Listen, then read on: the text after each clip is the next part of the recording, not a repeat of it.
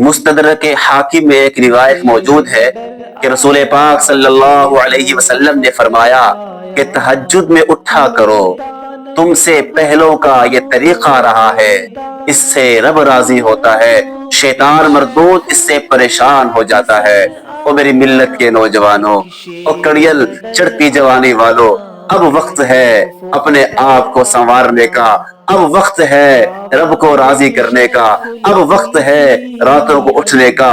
خدا کی قسم جب بڑھاپا آ جاتا ہے پھر انسان کا اپنا اختیار شاید ختم ہو جاتا ہے، پھر انسان کا چلنا پھرنا سب بیماری کے مرہون منت اور بیماری کے رحم و کرم پہ ہو جاتا ہے۔ دوستو کڑیل جوانی ہے، رب کو راضی کر لو۔